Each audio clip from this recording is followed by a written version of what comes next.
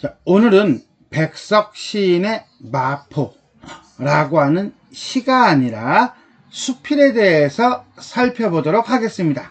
요건 시가 아니고 수필입니다. 이 글은 1935년 조광이라고 하는 잡지가 있어요. 그 천간호에 자연의 전당 대경성 풍광이라는 기획 아래 수록된 수필 중에 하나로 백석이 문예지에 발표한 최초의 작품이라고 합니다. 글쓴이는 이 작품에서 새롭고 화려한 느낌을 주는 근대적인 요소와 오래된 느낌을 주는 전통적인 요소가 공존하는 상황을 통해 우리가 알고 있는 그 마포예요. 서울 신촌 옆에 마포의 양면적 특성을 나타내고 있습니다.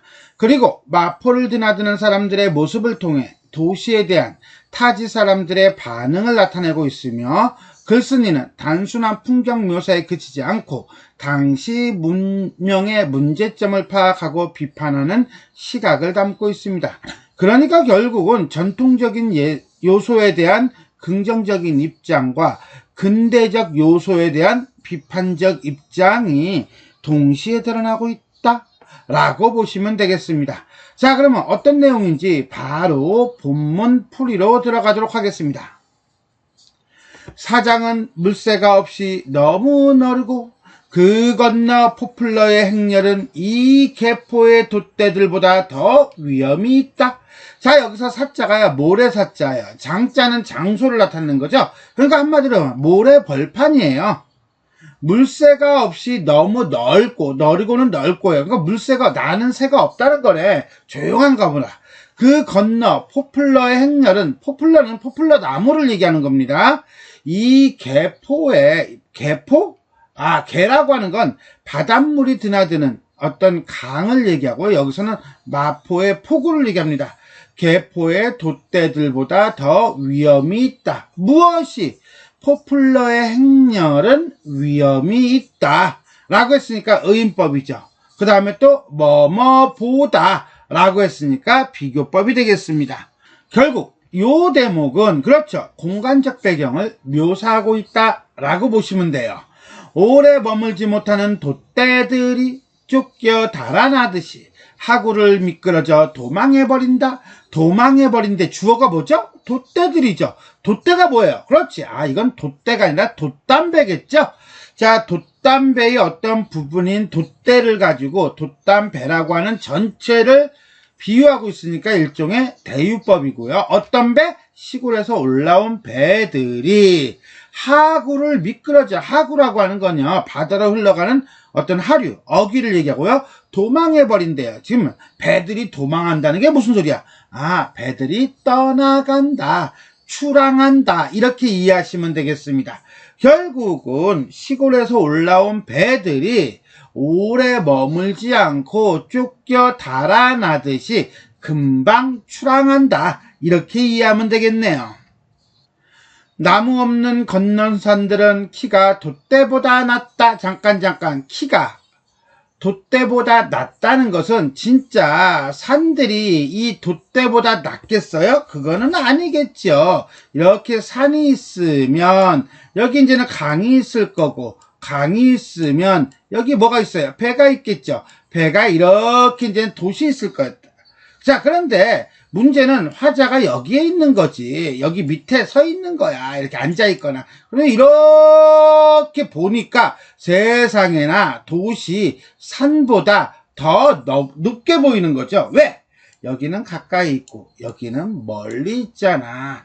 그러니까 돛대와의 비교를 통해서 산을 표현하고 있지만 이거는 원근법이에요. 일종의 멀고 가까운 원근차를 통해서 풍경을 묘사하고 있다라고 보시면 돼요. 나무 없는 건넌산들이니까 민둥산 정도가 되겠네요.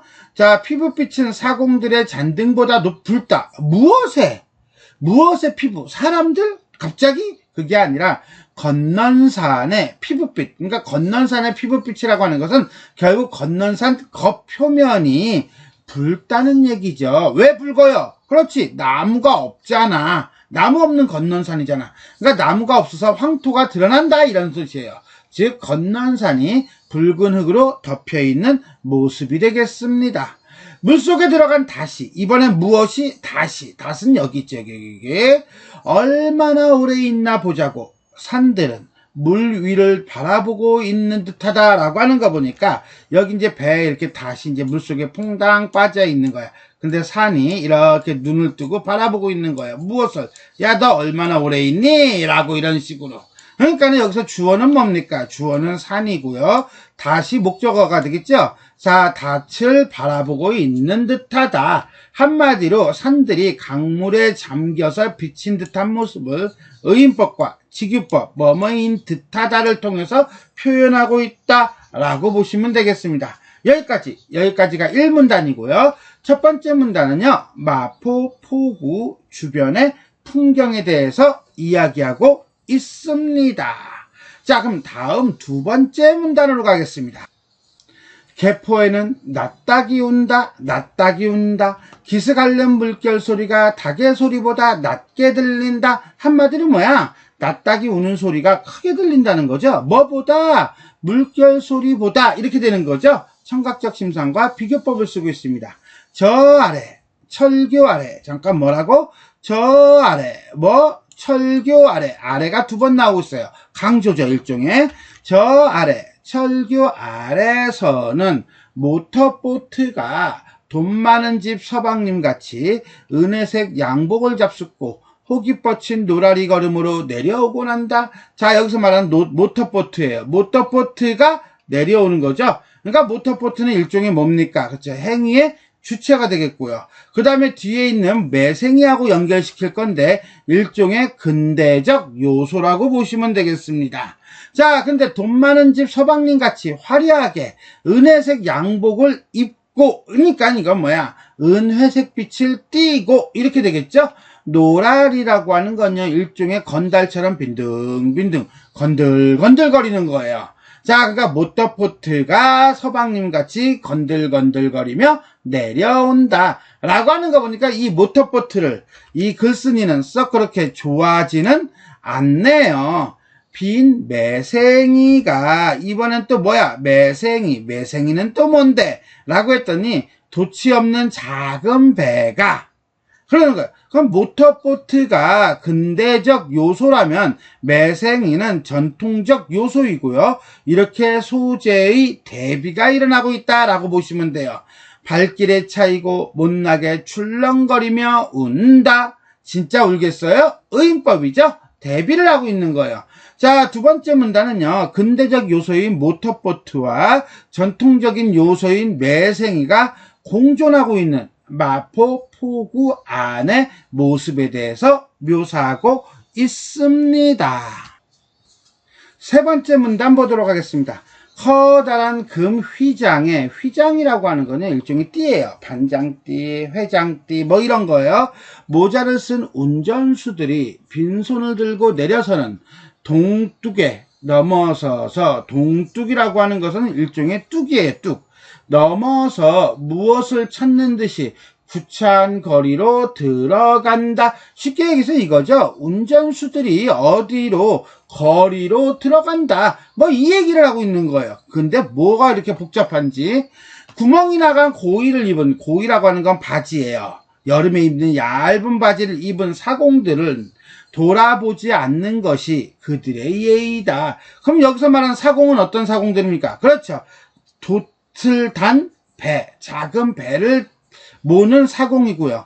이 운전수들은요, 이 운전수들은 트럭을 모는 운전수들이에요. 자, 그러니까 이 운전수들은 일종의 뭐야? 근대적인 요소라고 한다면 사공들은 전통적인 요소라고 볼 수 있어요. 그리고 이 근대적인 요소와 전통적인 요소인 소재가 대비를 이루고 있다라고 보면 돼요. 자, 그 다음에 그들이라고 하는 건 운전수들이에요. 운전수들이 사공을 돌아다보지 않아. 눈치로 이렇게 쳐다보는 게 아니라는 거야. 왜? 그것은 일종의 배려예요. 낡은 옷을 입은 사공들이 부끄러움을 느끼지 않도록 하는 일종의 운전수들의 배려이다 라고 볼 수도 있고요. 아니면은 운전수들이 가지고 있는 일종의 우월감, 부심이라고 보시면 돼요. 그래서 이것을 예의이다 라고 했지만 이건 진짜 예의라기보다는 약간의 비꼬음의 표현이다 라고 보기도 합니다. 그리고 보니까 이 1번과 이 2번은요, 의미가 완전히 반대를 이루고 있죠. 그러니까 이거는 어떻게 해석하느냐에 따라서 이 운전수들에 대한 어떤 캐릭터가 완전히 뒤집어질 수도 있다라고 볼 수 있습니다. 요런 건 그러니까 시험 문제로 내기 좋겠네요. 머리를 모으고 몸을 비비고 들어선 배들 앞에는 머리를 모으고 몸을 비비대고 들어섰대요. 무엇이? 배들이. 그러니까 뭐야? 이 포구에 정착한 배를 지금 의인화하고 있는 거죠? 그러면 널찍널찍 떨어져 있는 거야? 아니에요. 바짝바짝 붙어 있는 거예요. 언제나 운송점에 빨간 트럭 한 대가 놓여 있다. 운송점이라고 하는 거는 일종의 상점이에요. 그러니까 물건을 배달하는 곳이라고 보시면 돼요. 펑펑펑펑 이러고요. 그죠? 뭐라고? 펑펑펑펑 이러고요. 뭐라고? 펑펑펑펑. 이거는 뭐예요? 이거는 트럭의 엔진 소리예요. 그러니까 이거는 음성 상징어죠. 일종의 의성어. 아마 시골 손님들에게 서울에 연설을 하는지도 모른다. 자, 여기서 빨간 트럭 한 대가 근대적 요소라고 한다면 시골 손들은요, 요거는 전통적인 요소라고 볼 수 있어요. 그리고 이 둘은 역시 소재의 대비가 이루어지고 있다라고 보면 돼요.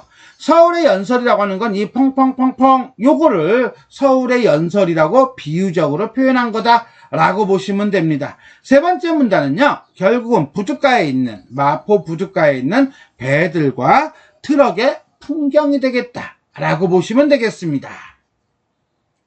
다음 단락 보겠습니다. 여의도에 비행기가 뜨는 날이면 먼 시골 고장에 배가 들어서는 때가 있다. 자, 우연히 비행기가 뜨는 날과 배가 뜨는 날이 겹칠 때가 있다. 돛대 꼭두기에 팔랑개비를 바라보던 모습으로 뱃사람들은 비행기를 쳐다본다. 와우, 저거 뭐야? 오, 비행기네?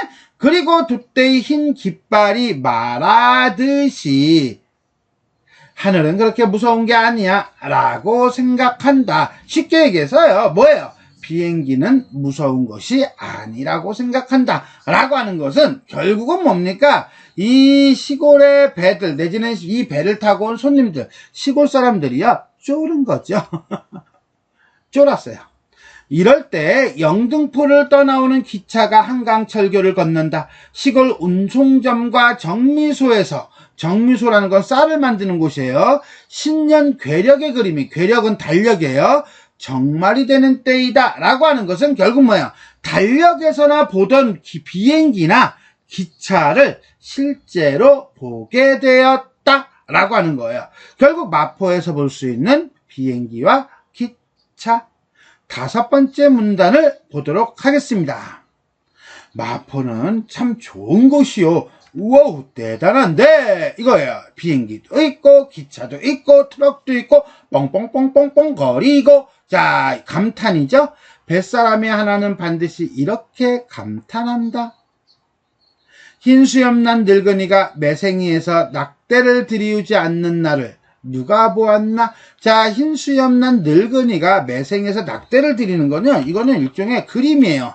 어떤 동양화 전통 그림의 모습을 가지고 그런 날이 마포에는 있다 없다? 있다는 거예요. 즉 마포는 기본적으로 전통적인 분위기를 보여준다는 거죠. 요단강에 신령스럽고 기묘한 지혜가 물 위에 차 있을 만한 곳이다. 어디가? 마포가.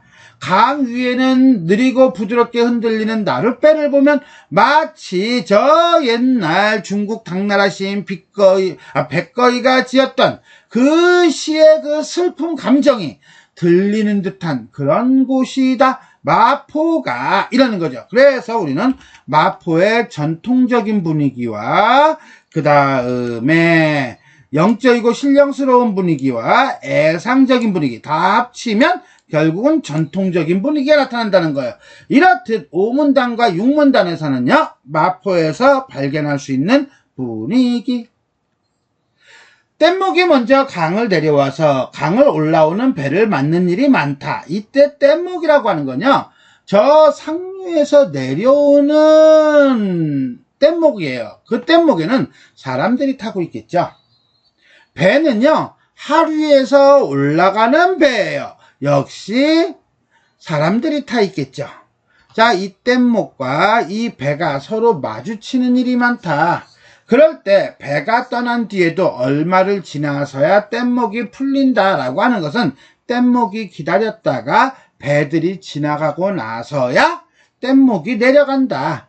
뗏목이 낯익은 배를 보내고 나는 때 개포의 작은 계집아이들이 빨래를 가지고 나와서 그 잔등 위에, 잔등, 누구의 잔등? 그렇지, 뗏목의 잔등 위에 올라앉는다. 왜? 빨래하려고 이렇게 되는 거죠. 기름 바른 머리, 분칠한 얼굴이, 이때 기름 바른 머리, 분칠한 얼굴이 여기가 어딘가 하고 묻고 싶어 할 것이 뗏목의 마음인지 모른다. 그러니까 여기서 말하는요, 기름 바른 머리, 분칠한 얼굴이 마치 이 계집아이들이라고 해석하면 안 돼요. 계집아이들이 아니고요, 뗏목이에요. 뗏목이 어떻게 생겼죠? 이렇게 나무를 이렇게 해가지고 이렇게 묶었잖아요. 그죠? 이게 기름 바른 머리처럼 된 거예요. 묶고 그 다음에 분칠한 얼굴이 된 거예요. 즉 뗏목, 그래서 뗏목의 마음인지 모른다라고 얘기한 거거든요. 따라서 원관념인 뗏목을 도시적인 분위기에 비유하고 여기가 어딘가 하고 묻고 싶었는데 왜? 이 뗏목엔 누가 타고 있어요? 타지에서 올라온 사람들이 타고 있잖아요. 그러니까 여기가 어디지? 뗏목이 생각하는 거야. 뗏목에 위에 올라탄 사람들이야. 그렇지. 뗏목 위에 올라탄 사람들의 마음이 반영되어 있다는 겁니다. 그래서 뗏목의 마음인지도 모른다 라고 얘기한 거예요.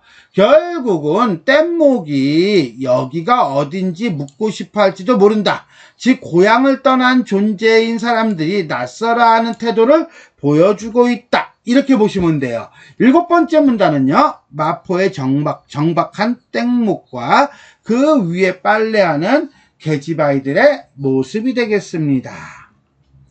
배지붕을 타고 먼 산바라기를 하는 사람들은 저 산 너머 그 산 뒤로 보인다고 하얀 산만 넘으면 고향이 보인다고들 생각한다. 주어는 뭡니까? 주어는 사람들이겠죠. 그죠? 사람들은 고향이 보인다고 생각한다. 이렇게 되는 거예요. 자, 먼 산바라기를 한다는 건 그냥 먼 산을 바라보는 사람들이에요. 먼 산을 바라보는 사람들이 왜 고향이 보인다고 생각하죠?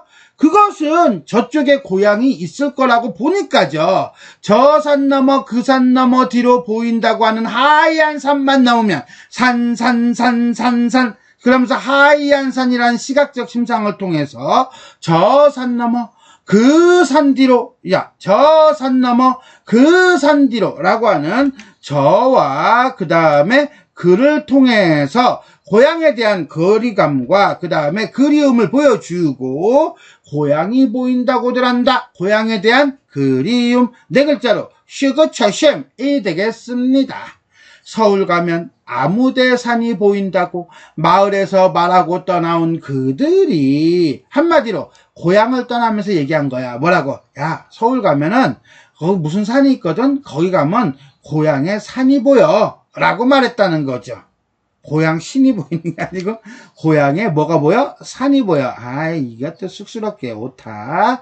서울의 개포에 있는 탓이다. 그들이 지금 어디에 있어? 개포, 즉 마포에 있어. 마포에 있으니까 먼 산바라기를 하면서 고향을 생각한다. 이렇게 되는 거예요. 자, 8번째 문단은요, 결국은 타지에서 마포에 온 뱃사람들의 고향을 생각하는 마음 내지는 반응이라고 보시면 되겠습니다. 다음에 배들은 낯선 개포에서 본과 성명을 말하기를 싫어한다. 본이라고 하는 건 본관이에요. 본관은 어디 김씨, 김의 김씨 할 때 김, 안동 김씨 할 때 안동, 이걸 얘기해요. 그러니까 이건 어떻게 본다면요, 그 성씨가 나온 최초의 곳이죠. 거기는 어떻게 했어요? 그렇죠. 본관, 고향이에요. 그리고 그것은 배가 출발한 곳이겠죠. 그 다음에 이름을 말하기를 싫어한대요. 누가요? 배들이. 아니지. 배들이 아니라 배를 타고 온 사람들, 즉 타지 사람들의 심리죠. 그들은 머리에다가 커다랗게 붉은 글자로 백천, 해주, 아산 이렇게 써요. 이게 바로 고향이에요. 본이에요. 이렇게 뻐젓한 본을 달고 금파환, 대양환, 순풍환, 금파, 금 같은 파도, 그다음에 대양, 넓은 바다, 순풍, 부드러운 바람, 이런 좋은 이름들을 쓴다는 거예요. 이 좋은 이름들을 왜 써? 그거는 이 배가 지나갈 때 아무 일 없기를, 순탄한 항해가 있기를 바라는 마음이에요. 그래서 길상한 복되고 운이 좋으며 상스러운 이름을 써 붙였다. 그들은 이 개포의 맑은 하늘 아래 뿔사납게 서서 흰 구름과 눈빨기를 하는 전기공장의 시꺼먼 굴뚝이 미워서 이 강의 정을 못 들이겠다고 말없이 가버린다. 그들이 누굽니까? 그렇죠. 마포에 온 사람들이겠죠. 자, 맑은 하늘 아래 뿔사납게 서 있어요. 그리고 눈빨기를 해요. 눈빨기라고 하는 건요, 눈을 흘긴다는 거예요. 누구를 눈을 흘겨요? 전기공장의 시꺼먼 굴뚝을 눈을 흘겨요. 전기공장의 시꺼먼 굴뚝이 뭘 의미하는데요? 그렇죠. 그거는 근대화예요. 근데 그 근대화가 밉대는 거죠. 여기서 맑은 하늘이 전통적인 요소를 나타내는 소재라면 전기공장의 시꺼먼 굴뚝은 근대화를 나타내는 소재고요. 이 소재의 대비예요. 그리고 보니까 전통적인 요소와 근대적인 요소의 소재가 계속 대비를 이루면서 진행되고 있다는 거 눈치챘죠? 이 강의 정을 못 들이겠다고. 왜 정을 못 들여? 이 시꺼먼 굴뚝이 믿거든. 한마디로 말해서 매연 때문에 여기 있기 싫어! 라고 하고 마포를 떠난다라는 거예요. 결국 9번째 문단은 뱃사람들의 귀향과 자연을 해치는 공장에 대한 뭐가 나타나고 있다? 그렇지. 거부감이 나타나고 있다. 이거죠. 자, 이렇게 해서 우리는 백석 시인의 마포라고 하는 수필, 9개의 문단으로 이루어져 있는 수필을 한 구절 한 구절 살펴보았습니다. 그러면 전체를 정리하도록 하겠습니다. 현대수필이고요, 경험적이고요, 개성적이고 묘사적이다. 마포의 풍광이 지닌 양면적인 특성. 어떤 특성이에요? 전통적인 요소와 근대적인 요소. 어찌 본다면 당시 마포는 이 두 개의 요소가 공존을 하던 공간이었지 않나 싶어요. 그래서 이 마포라는 지역의 풍경과 그것에 대한 생각을 이 작품은 매우 감각적으로 제시하고 있다라고 보시면 되겠습니다. 자, 볼까요? 커다란 금 휘장에 모자를 쓴 운전수들이 구멍 나간 고이를 입은 사공들을 돌아다보지 않는 것이 그들의 예의이다. 이래요. 자, 이 글은요, 1930년대 작품이에요. 그러니까 1930년대의 마포는 근대화의 물결 속에서 전통적인 요소가 공존하던 공간이었다. 백석은 관찰자의 위치에서 근대적인 것들에게 자리를 내어주고 시대의 뒤안길로 밀려나가는 전근대적인 것들에 대해 주목을 하고 있다고 보시면 돼요. 더더군다나 커다란 금휘장에 모자를 쓴 차를 모는 운전수들의 화려한 차림새와 구멍난 고이를 입은 매생이를 보는 사공들의 어떤 초라한 모습을 통해서 당시 마포의 상황을 드러내고 있다라고 보시면 돼요. 자, 이러한 것들이 그대로 더 이어갑니다. 그러면서 작가는요, 근대적인 요소보다는 무엇을? 전통적인 요소에 조금 더 친근감을 줍니다. 그래서 흰수염난 늙은이가 매생이에서 낙대를 들이지 않는 날을 누가 보았나? 나룻배를 보면은 비파행에 애끓는 소리가 들리지 않나 할 곳이다 라는 식으로 마포가 비록 지금 근대화가 이루어진 도시이지만 뭐예요? 전통적인 요소를 발견할 수 있는 공간이라는 거죠. 그리고 이러한 전통적인 요소를 도시에서 발견할 수 있기 때문에 이 마포를 작가는 긍정적으로 볼 수밖에 없는 거예요. 그런데 말입니다. 마포가 전통적인 요소가 대부분이고 조금만 근대적인 요소라면 그나마 살만했을 텐데 거꾸로 근대적인 요소가 너무 많고 전통적인 요소가 밀려난다는 거죠. 그래서 이 전기공장의 시꺼먼 굴뚝이 미워서 타지에서 온 사람들은 말없이 가버린다라고 얘기합니다. 즉, 이 마포는 뭐예요? 정을 들이기가 매우 힘든 곳이라는 거죠. 그래서 타지에서 온 사람들은 고향으로 가게 되는 겁니다. 결국 이 작품은 글쓴이의 눈에 비친 마포의 다양한 풍경을 그리고 있는 글로 타지인의 시선으로 바라본 마포의 양면적인 모습이 생생하게 묘사되어 있습니다. 특히 새로운 문명의 산물인 근대적 요소와 그 다음에 그동안에 있어왔던 전근대적 삶, 즉 전통적인 요소를 보여줌으로써 이 둘이 공존하고 있는 당시 1930년대 마포의 모습을 아주 감각적으로 드러내고 있다라고 볼 수 있어요. 두 번째, 감각적 이미지를 사용하여 구체적으로 형상화하고 있다. 자, 요거죠? 자, 일단은 심상을 본다면요. 피부빛은 사공들의 잔등보다 붉다. 무엇에? 그렇지, 건넌산들의 피부빛이죠. 그 다음에 커다란 금휘장이 모자를 둘러쓴 운전수라든가 운송점의 빨간 트럭 한 대라든가 이런 것들은요 어떻습니까? 전부 다 시각적 심상이죠. 더더군다나 공장도 시꺼먼 굴뚝이라고 하고 있습니다. 이렇게 시각적 심상을 사용해서 근대적 요소의 부정적인 속성을 구체화하고 있다라고 보시면 돼요. 자, 그런 반면에 우리는 돛대의 흰 깃발이 말하듯 하늘이 무서운 것이 아니라고 생각한다든가 흰수염이 난 늙은이라든가 아니면은 타지에서 온 사람들이 커다랗게 붉은 글자를 쓴다든가 이런 식으로 전통적 요소에 대해서는 시각적 심상을 사용해서 긍정적인 속성을 구체합니다. 이렇듯 이 작품은 감각적 이미지를 사용하여 대상, 근대적인 요소에 대한 부정적인 속성, 전통적인 요소에 대한 긍정적인 속성을 구체화하고 있다라고 보시면 됩니다. 다음에 비유예요. 비유는 이거죠. 돛대들이 미끄러져 도망해버린다. 건넌산의 피부빛은 사공들의 잔등보다 붉다. 다시 바라보고 있는 듯들 하다 라는 식으로 비유적 표현을 사용하고 있고 그 다음에 퐁퐁퐁퐁퐁과 같은 음성상징어를 사용하고 있습니다. 이렇듯 비유적 표현과 음성상징어를 사용해서 대상을 부각하고 있다는 거. 또 하나, 마포는 참 좋은 곳이요 라는 식으로 뱃사람의 말을 인용을 하면서 글쓴이의 관점과 인식을 간접적으로 드러내고 있다 라고 보시면 되겠습니다. 자, 이렇게 해서 우리는 백석 시인의 마포라고 하는 수필에 대해서 살펴보았습니다. 자, 지금까지 내용이 도움이 되셨다면 좋아요와 구독 버튼 눌러주시고요. 알림 설정 부탁드리겠습니다. 수고하셨습니다.